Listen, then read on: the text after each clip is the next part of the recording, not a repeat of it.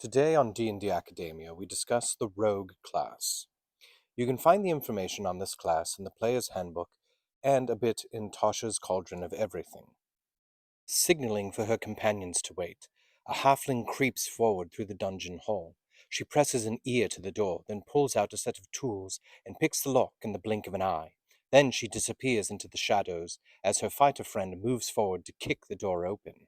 A human lurks in the shadows of an alley while his accomplice prepares for her part in the ambush. When their target, a notorious slaver, passes the alleyway, the accomplice cries out.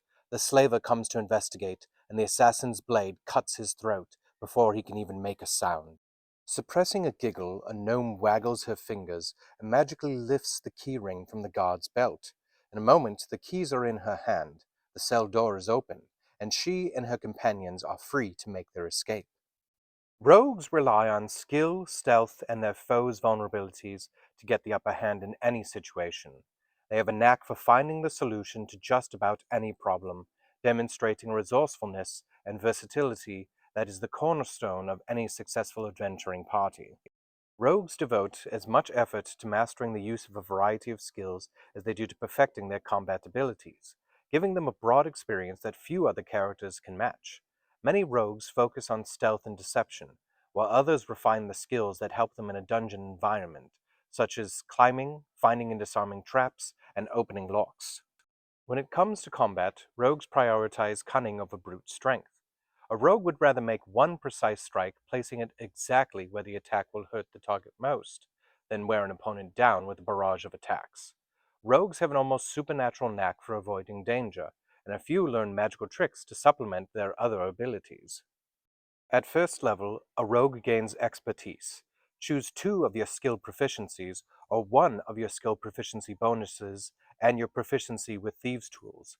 Your proficiency bonus is doubled for any ability check you make that uses either of the chosen proficiencies. Also at first level, they gain sneak attack. You know how to strike subtly and exploit a foe's distraction. Once per turn, you can deal an extra 1d6 damage to one creature you hit with an attack, if you have advantage on the attack roll. The attack must use a finesse or ranged weapon, so for instance, daggers, bow and arrow, or a rapier.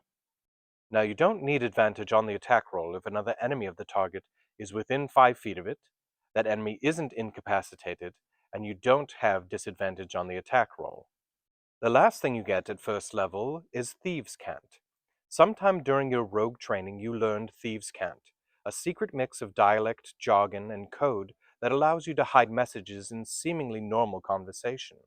Only another creature that knows Thieves' Cant understands such messages.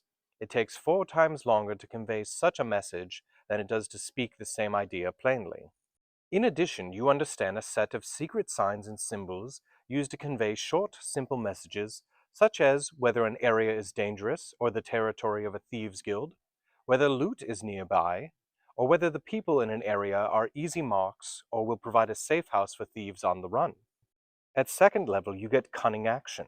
Your quick thinking and agility allow you to move and act quickly. You can take a bonus action on each of your turns in combat. This action can be used only to take the dash, disengage, or hide action. Third level, of course, is where it becomes very interesting as you choose your roguish archetype. You choose an archetype that you emulate in the exercise of your roguish abilities. Thief, arcane trickster, and mastermind are a few such examples. Your archetype choice grants you features at third level and then again at ninth, 13th, and 17th level. Now you also have an optional choice at third level, one called Steady Aim. As a bonus action, you give yourself advantage on your next attack roll on the current turn. You can use this bonus action only if you haven't moved during this turn. And after you use the bonus action, your speed is 0 until the end of the current turn. For fourth level, like most classes, you have an ability score improvement.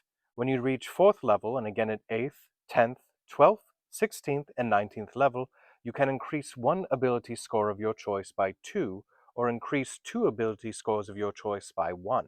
As normal, you can't increase an ability score above 20 using this feature. Using the optional feat rules, you can forego taking ability score increases to take a feat of your choice. At fifth level, you gain Uncanny Dodge.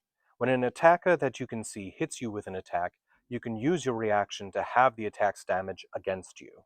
At 6th level, expertise comes back around. Choose 2 or more of your skill proficiencies, or 1 more of your skill proficiencies and your proficiency with thieves' tools.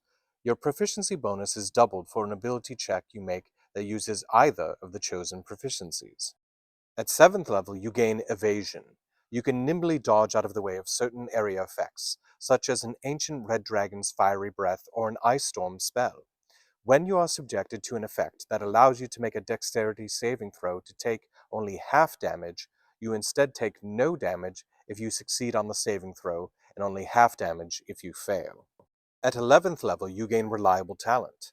You have refined your chosen skills until they approach perfection. Whenever you make an ability check that lets you add your proficiency bonus, you can treat a d20 roll of 9 or lower as a 10.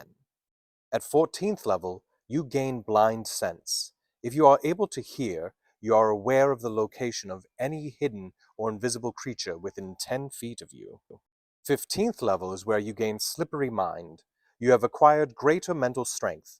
You gain proficiency in wisdom saving throws. At 18th level, you gain elusive. You are so evasive that attackers rarely gain the upper hand against you. No attack roll has advantage against you while you aren't incapacitated. And finally, at level 20, you gain Stroke of Luck. You have an uncanny knack for succeeding when you need to. If your attack misses a target within range, you can turn the miss into a hit. Alternatively, if you fail an ability check, you can treat the d20 roll as a 20. Once you use this feature, you can't use it again until you finish a short or long rest. This has been the D&D Academia episode, all about the class Rogue. I hope you enjoyed.